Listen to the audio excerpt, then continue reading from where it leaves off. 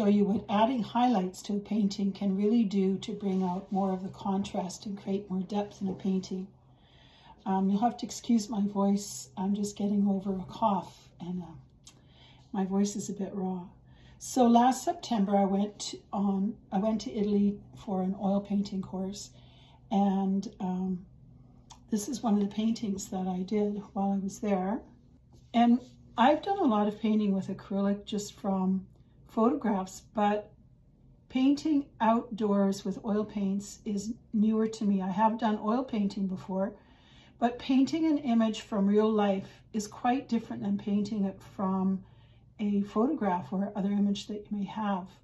So this little painting, I thought that when I was outside, there was a lot of contrast and I put a lot of highlights on. And when I took it back home, I noticed that it was a little more, well, I can't really say one-dimensional, but not as, the shapes didn't stand out as much as I wanted them to, I guess is what I'm trying to say, because these are two different trees here, two little olive trees in front of a pine tree, and it just looks like one big bush. So I want to differentiate those trees a little bit more. So for the trees, I'm thinking it's mostly going to be highlights. And the water, I'm not quite sure yet because I haven't looked at it that closely to determine what I'm going to do with it. So that's what I'm going to work on today. And so one of the things I learned when doing what's called en plein air painting, which is just French for painting outside, is that when you're on a hot sunny day, when you're painting in the sun, the light's so strong that it appears to you while you're doing it that everything's a lot brighter and lighter than it really is when you take it back into the house or a building and look at it there. So that's one of the tricks to learn when you're doing plein air painting. So I'm just going to add some of the highlights now. Okay, so I've got my paints out now. I've got ultramarine blue. I've got two kinds of yellow, cadmium yellow, a medium and a light, and I've got white because I need blue and yellow to make green. So I'm going to start up in this area here, and I'm looking at my reference image, and I can see that all of the parts of this tree that are towards the light, so sticking out from the tree mostly, they're quite a lot lighter than this. So I'm just going to mix up a bit of green. I think I'm going to use this light cadmium yellow instead of the medium one. And then I'm using some solvent to just thin it down. This is Gamsol, odorless mineral spirits. So there's some yellow, and I know that I don't need very much blue to make green. Okay, so I've mixed up a few greens for the different trees. Oh, that brush is too big, I want this one.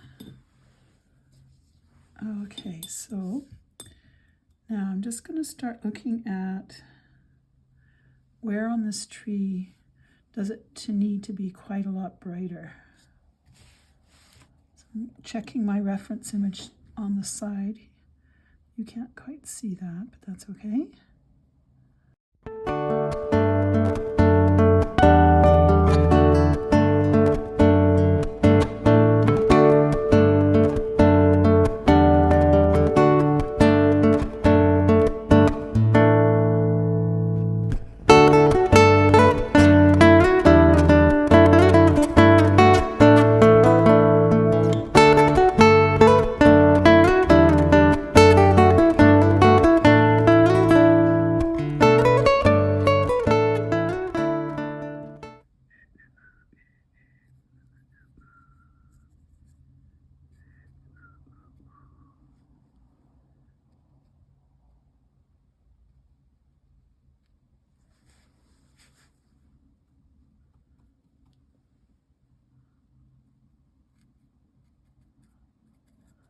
There's different ways of creating the shapes Right now I'm cutting into the shapes to create a few.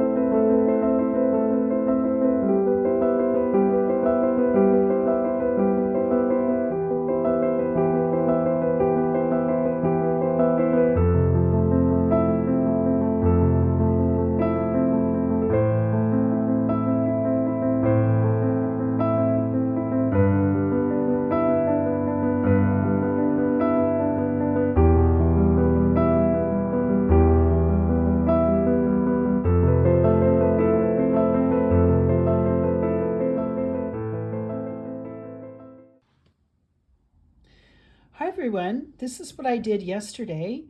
I worked a lot on this tree here and I blackened the stems and the trunk. I put in more dark. I was only going to put in highlights, but when I started doing that, I realized I was losing the general shape of these clumps. You know, I look at that as a shape. I look at this as a shape. I look at that as a shape. And so anyway, I went back in with darks, mediums, and lights. And then also I noticed that originally I painted these trees too high into the tree, and I see that there's more space there. So I'm going to make this tree a bit shorter, and this one is about the right height. Probably I need to add a little bit of sky right there. So that's what I'm going to work on today.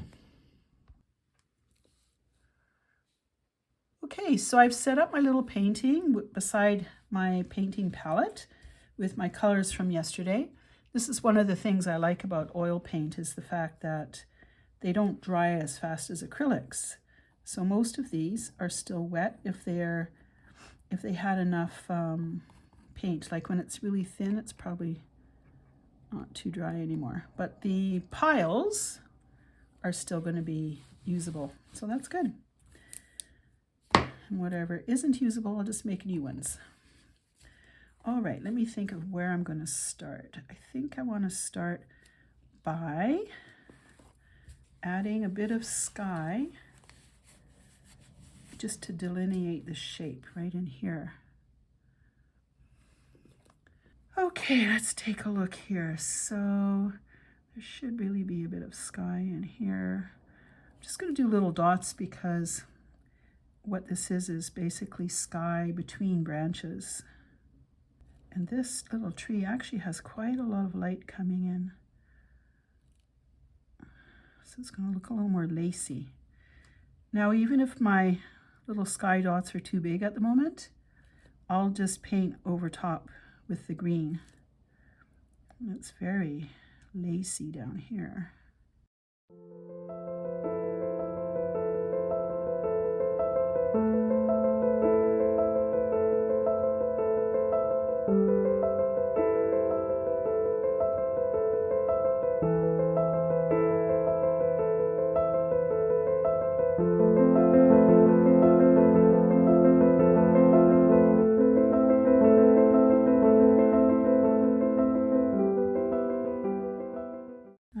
On this little tree here, and I'm starting with this darker green. The shape is a bit more like that, and it comes across this trunk.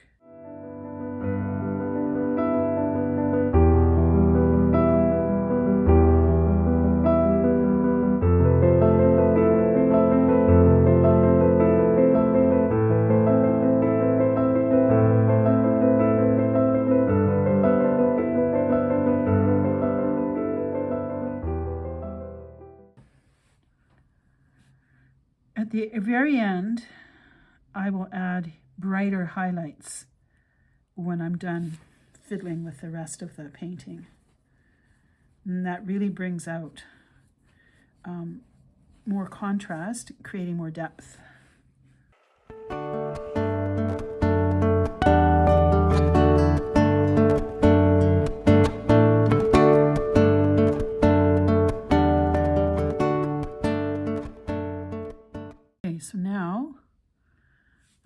work on this tree, getting the kind of shapes of where it's dark and where it's light.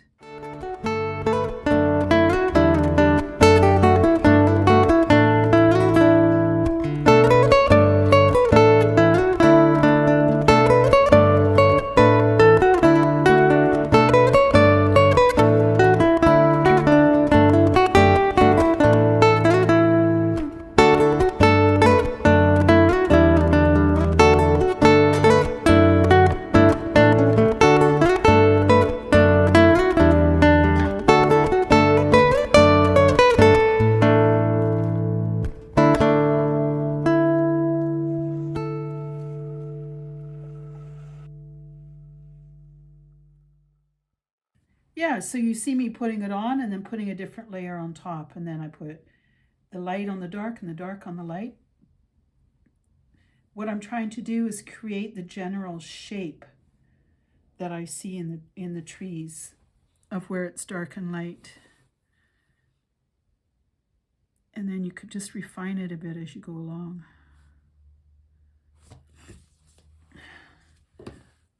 Okay, I think that's good for now.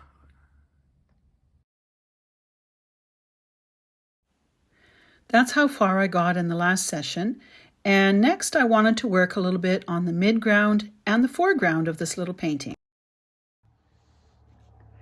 Hi, well, it's been a few days since I videoed, and I did work on the painting a bit more. And so now I'll just show you a few of the details that I added. Okay, here's my finished painting.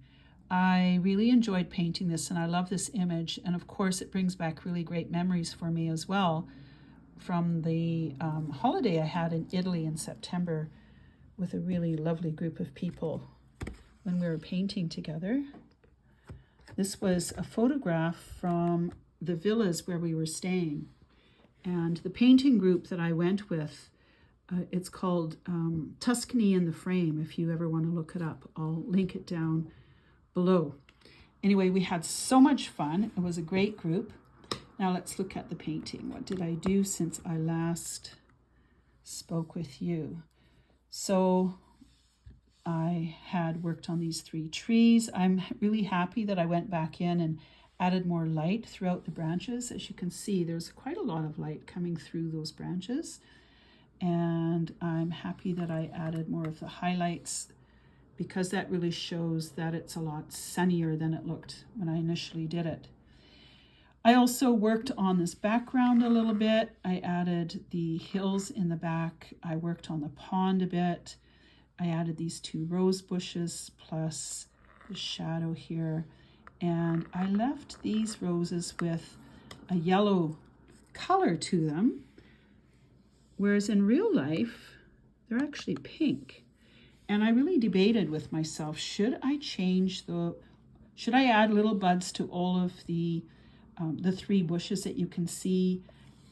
And I decided not to. One of the reasons is because I think as a painting, I mean, at some point with every painting you do, you have to look at it in its own right, as opposed to only comparing it to your reference image.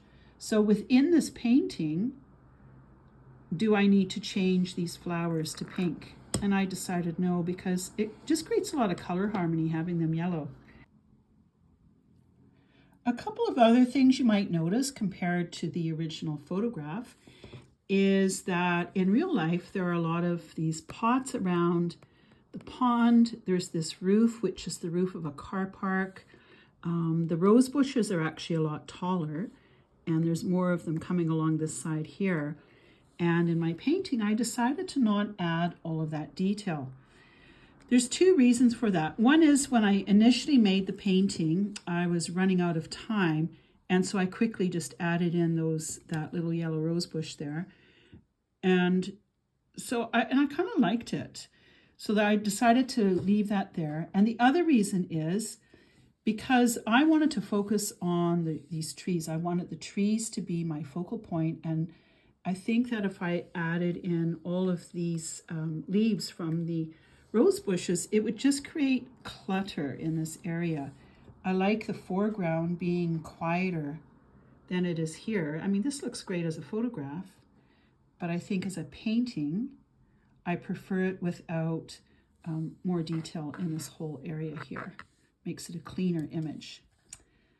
So I'm quite happy with the way it turned out, and I would be curious to know what you think. Would you have done something differently? Would you have changed those roses to the pink ones? I mean, I think that would have been nice as well, but as I said, with every painting, you have to stop at some point, and I think this was a good place to stop, and I'm pretty happy with it. So thank you for watching. Well, thank you so much for following along with my painting process this week. I'm sorry I wasn't able to make a video last week. I had probably that bad virus anyway. I was coughing a lot. And so I finished this painting. I'm really happy with it. I hope you liked it too. And thank you for subscribing, liking, sharing, commenting, all those things. And I appreciate you watching these videos. Thank you. Bye.